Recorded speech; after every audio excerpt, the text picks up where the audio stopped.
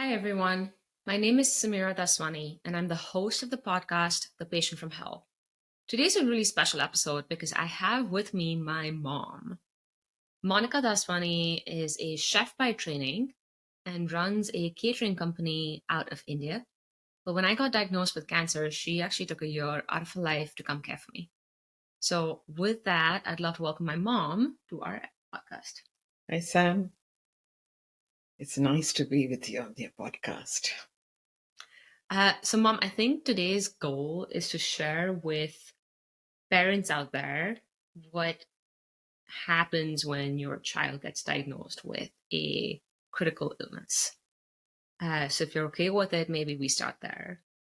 Can you talk to us a bit about what that experience was like for you?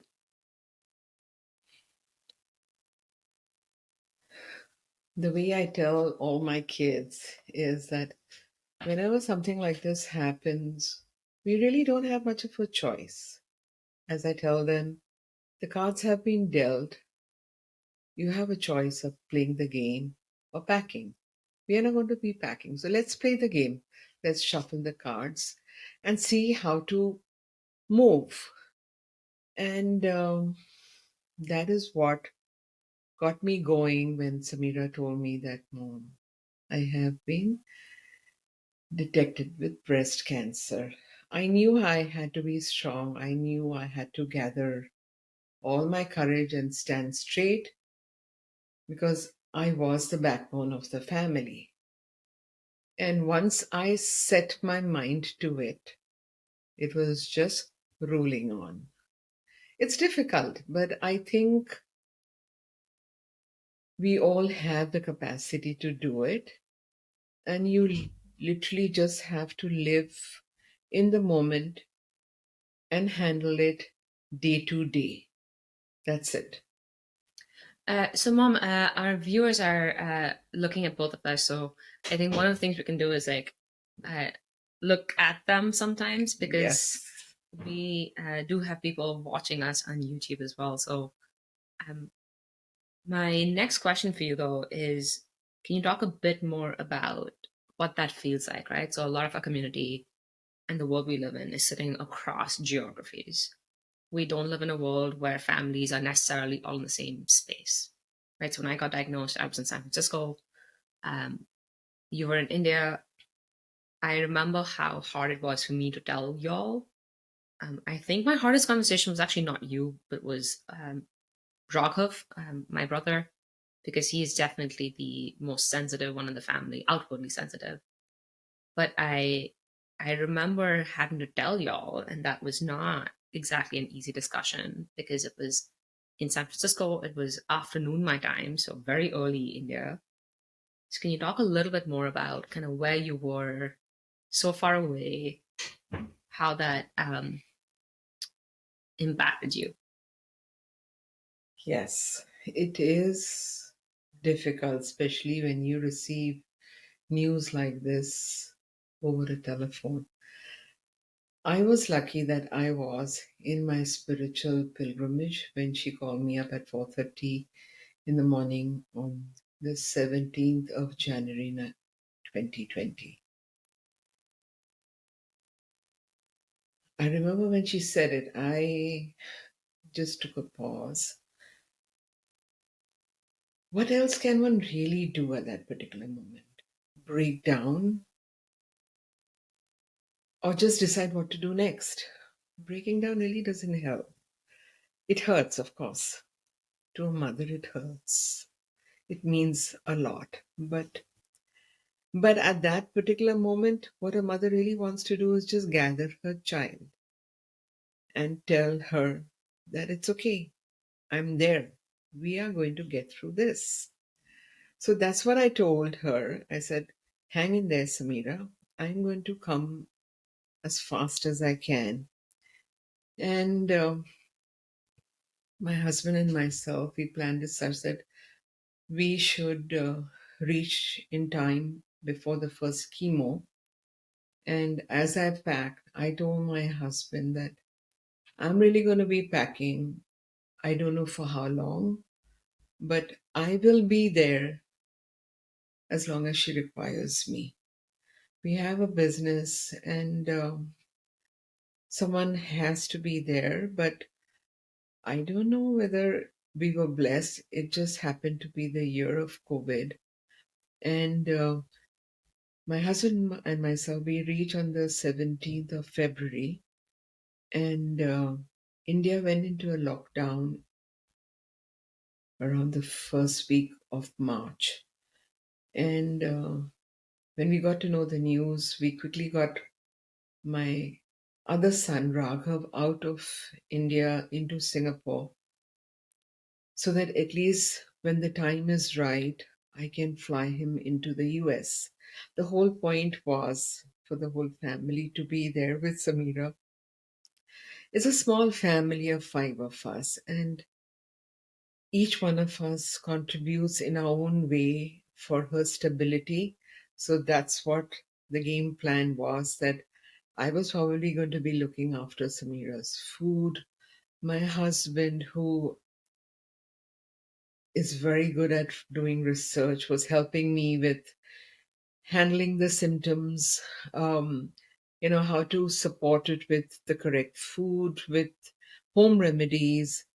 Raga was trying to be Samira's emotional support, and my other son Rohin, because he also stays in San Francisco, knew the healthcare, so he knew how to negotiate and set up appointments and get the reports. And it was sad because being the year of the COVID, we could only be with Samira for her first chemo.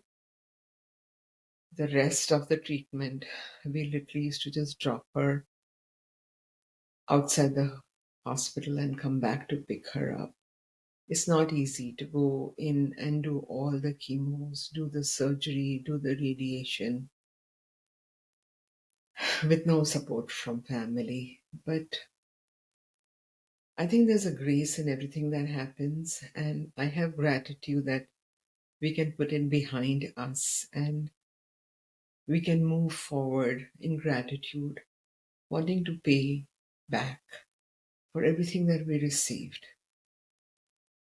So the counter side of the story though is I did end up going to chemotherapy on my own, a lot of infusions. Actually, I had about a year of infusions. The the funny part of this whole thing though is it somehow all worked out. But I also think we all recognize how privileged we were.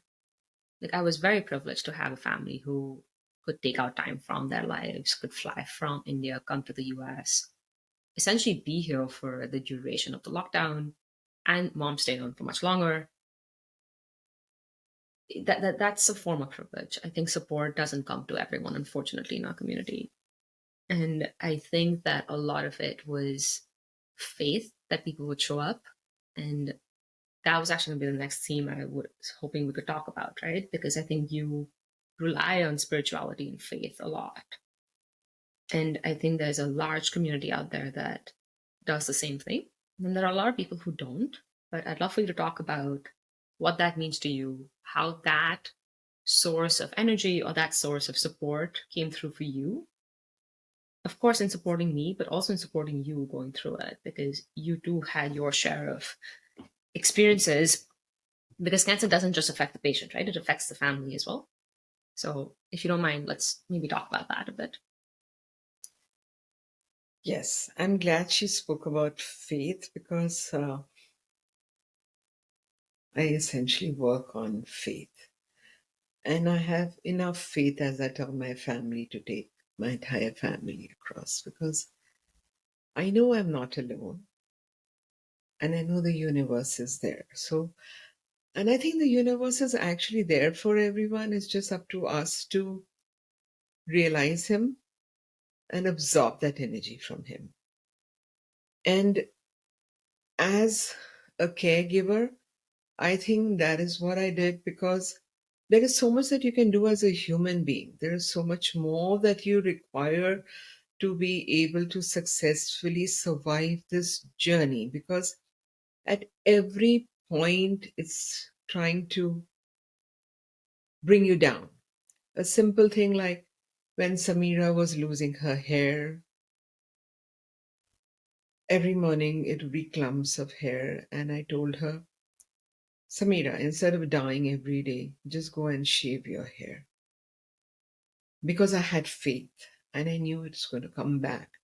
Well, it generally does, but there are instances when it doesn't. So at this point, all you need to do is believe. Believe in it, because everything that you believe is the energy that you are creating. And that energy is what will crystallize into reality. I promise you it works this way. So that was the hair. Then it was feeding her, because chemo is all about how much of nutrition and energy that can be absorbed from what you are taking in, because the body needs it all. The body's not capable. The body's battling all those poisons that are going in, all the good cells, bad cells, everything is getting killed. We need the body to rebound. Again, because I come from India, when we cook, we believe that it's your thoughts and it's your vibrations that gets transmitted in the food that you cook. It's your intent. And that's what I would do. Because even though I planned out a menu for the day, that's not how it works with chemo. Chemo decides. Chemo symptoms tell you, okay, today I have cooked something. The moment I give it to Samira, she says, oh, I have a metallic taste in my mouth. Oh, Mom, my mouth is going sore. I think I'm developing ulcers. I cannot.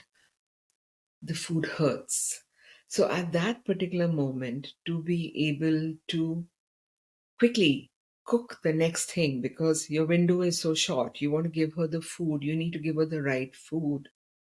Of course, I did have the advantage of being a chef, so I had enough exposure and lots of ideas. But I would reach out to all the mothers who cook for their children, who are going through not only chemo, going through anything. Basically, what I'm trying to say is that when you are cooking for your child, your intent should be that this food that I am cooking should give my child what I want it to. And believe me, if that intent is there, any mother can cook the food. It's strange, but that 1 year that I stayed here and I cooked for Samira, the food was delicious. I went back so encouraged that now I am going to cook once again when I'm back in Calcutta. But I could never replicate any of that food. Believe me, it wasn't me. It was that intent, it was that mercy that actually fed Samira. And everyone can do it. Just have faith. Just know that you are the caregiver. You are the one who has to take care. You are the one who's capable of doing it. Just go out and do it. Everyone can do it. So I just wanted to talk a bit more about nutrition and cancer because it's one of the areas that are very, we don't do a good job of it in providing patients and families enough guidance on how to navigate it. The advice I remember getting was, Samira, you can't lose weight on this. Losing weight was sort of almost symbolic of the treatment causing too much toxicity in your body or your body not being able to manage it. So I remember the advice being, you just need to maintain weight. But I also remember after the first cycle, I must have lost 15 pounds. So I had chemotherapy every 3 weeks and it was cyclical. I'd go to chemo, come back, lose about 15 pounds. And then because of mom's food, I would regain about 10 to 12 pounds before my next cycle of chemotherapy. And that cycle kind of became a pattern for a good portion of the cancer experience. I honestly don't think I would have managed to maintain weight without mom doing what she was doing, which was essentially making a number of small meals and responding to me responding to chemo. So it was almost like a cycle, right? It was like chemo would happen, would cause a bunch of symptoms, which would change hourly. There were hours where I could eat yogurt, other hours couldn't tolerate yogurt. And then mom would sit and sort of adapt and change the meals to do that. Now, I think that's really hard, right? For families who don't have that kind of support system where patients are having to cook for themselves. I honestly don't know what there's no way I could have done it. I was also working full time, so there was, I mean, working full time and cooking in general when you're healthy is hard, and then doing that when you're on a cancer treatment is nearly impossible. So, as a chef mom, I'm going to make you switch hats a little bit because so far you've been sharing your experience as a caregiver, but wearing your chef hat, if you had to think of, I don't know, two or three things to tell someone who's navigating this, what are some sort of basic tips that you can share with them? Okay. So even if we don't think of fancy food, because this is not the time for fancy food, you basically have to give the patient simple food, easily digestible food, nutritious food. There is barely any taste in the mouth. You have to go slow on your salt. There is no spice, there's no chili. Yet the food has to be tasty. So this is not really the time to count calories. The point is today if I am grilling vegetables and giving it, because this is something that is very easy for anyone to do across the world. It's nutritious, it's your choice of vegetables. I think everyone knows which are the good vegetables. I would possibly just put the basic seasoning of salt, pepper, a little bit of garlic. But here we can bring it a little bit of more taste by giving a small piece of cheese or maybe a little bit of paneer. Again, where I'm going back to is that you have to check out what is it that you should give the patient for the patient to be able to eat it and retain it and for it to convert as an asset. Simple things that I learned during that period was that you have to be more aware of the point at which any fat starts deconstructing. So I was like told that opt for mustard oil, opt for ghee, stay away from vegetable oil.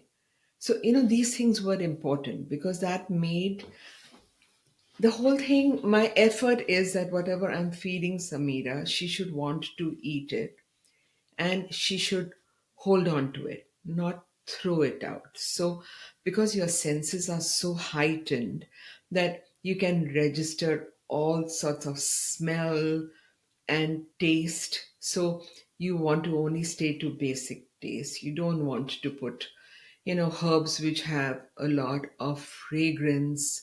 You don't want, for an Indian person, you don't want to add masalas. So just stick to how India would do. Just put some, freshly ground cumin. Something that also helps in digestion, like a little bit of ajwain, fennel, things like that, which help in digestion, easily cooked food. So, just like baking the vegetables and then just putting a little bit of the spices over it, putting a squeeze of lime helps. What I'm trying to say is simple things, not complex, but at least make the food presentable, make it look tasty. You want that patient to look at the food and say, oh, wow, I think I would try eating it. So, nothing fancy, just a good choice of nutritious vegetables, simple seasoning, the right fat, and even as you are trying to make it more appetizing, opt for things that you know is going to help your child. How did you learn about all this? So I remember, of course, you're a chef, so you know food, but there is a difference between cooking in general and then cooking for someone on treatment. So I remember there was a learning curve for you as well. How did you how did you learn all of it? The hard way. Because every time she gave me one symptom, my husband would really help me. He would quickly go and check out how is it that we can counteract that symptom? What is it we need to do that would help me give her the food that she would retain it? Like, for supposing she had ulcers in the mouth, we had to give her soft cooked food. And I would opt for, making a lot of stock and keeping it vegetarian stock, chicken stock, so that anything that I was cooking, I was using the stock instead of regular water. So I was anyway putting in the nutrition into the food, and yet it gave it some flavor. So for me, it was, of course, trial and error. But all you need to do is actually be calm and in the moment. So once you get snowballed with a symptom, quietly just check out what is it that we need to give the patient to for her to accept the food, and then just make it accordingly. As I said, it's not complex food. You don't want you don't want food that smells. You don't want food that is complex to digest. So it's very doable. It's absolutely very doable. I think everyone can do it. Just keep yourself calm and keep your intent intact, and you're going to be able to do it. I'm going to switch tracks a little bit. Let's maybe zoom closer to maybe today, right? So we both are on hopefully the other side of it. But I think cancer, of course, changed how I live my life. But I think it's also changed how you live your life. Can you talk a little bit about how cancer has changed how you live your life? Yes.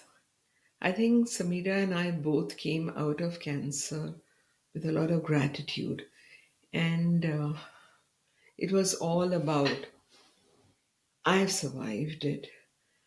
I want to help others survive it too. This is not something that you can do by yourself. A patient requires a caregiver, requires a community that he could go back to. So, in the initial stage, you need a caregiver because, as Samira said, you're not capable of providing food for yourself.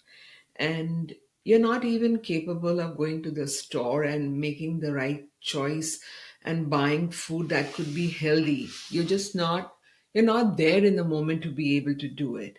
So you definitely need a caregiver. There are so many symptoms where you need physical help, not only the food. You're so weak. You need someone to help you with even the day-to-day chores.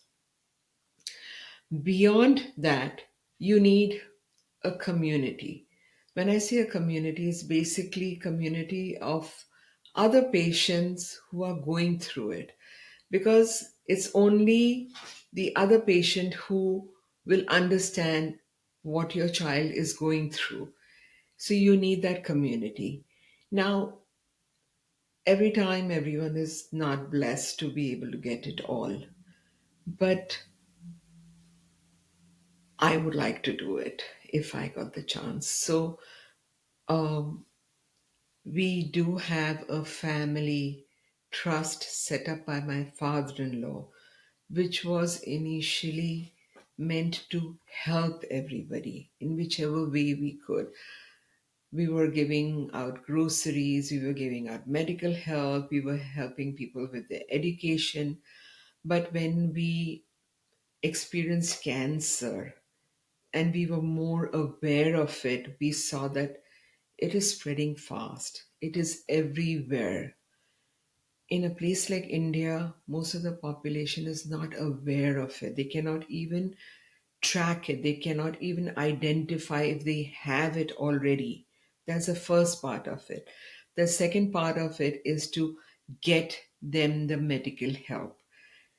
That by itself is a big chore because it is expensive. They need help there, and thereafter, they need to be rehabilitated.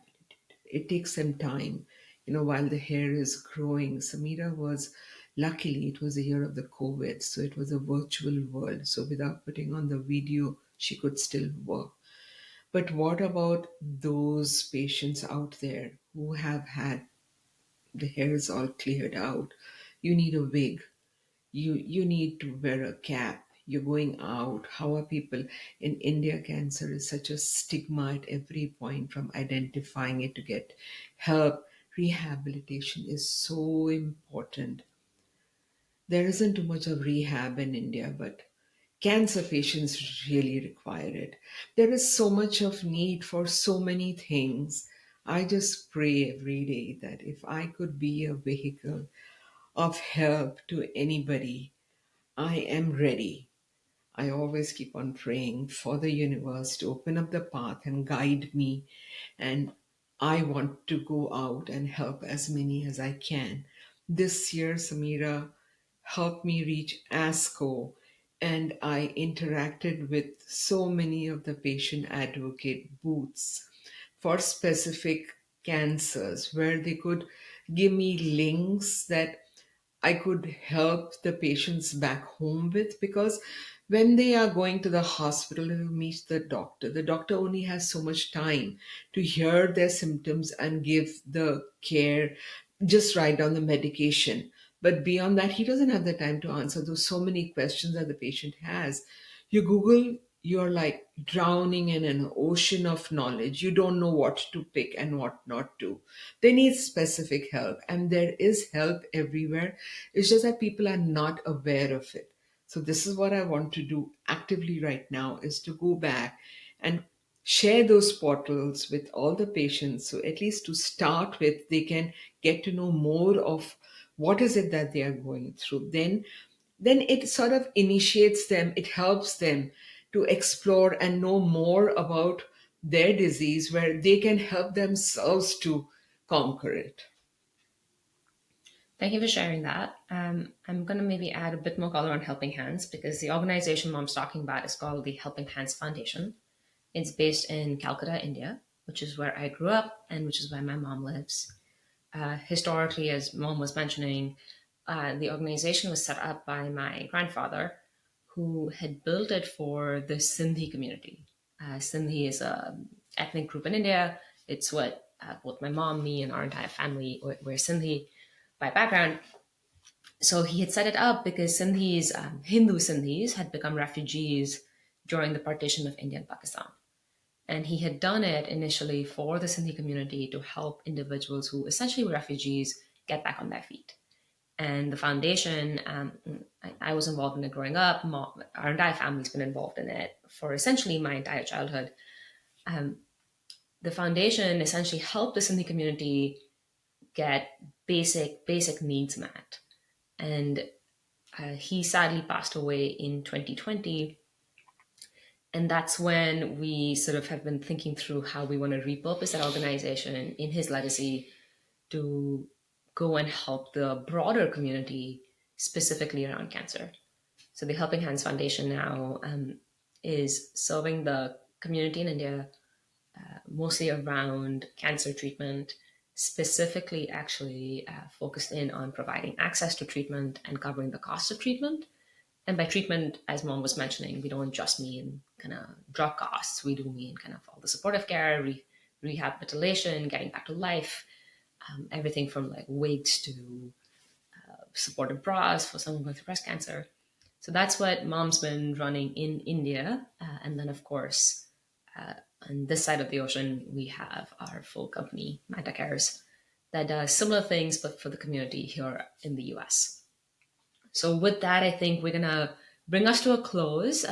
This was a really special episode for me because the foundation of the podcast, the foundation of the company, the work we do in India, it all stems from the lived experiences of course, our family, but of all of the members of the community that we have had the privilege of interacting with. So this is a episode that I'm hoping that, of course, helps someone else going through the experience you might be navigating, but it also is sort of a dedication to all of the mothers out there that have cared for their kids and have helped their kids come back to health. So, Mom, thank you for joining this episode. Yes, you can do it just the way I did. Go for it. Thank you. This podcast, show notes, and newsletter is for general informational purposes only and does not constitute the practice of medicine, nursing, or other professional healthcare services, including the giving of medical advice, and no doctor-patient relationship is formed.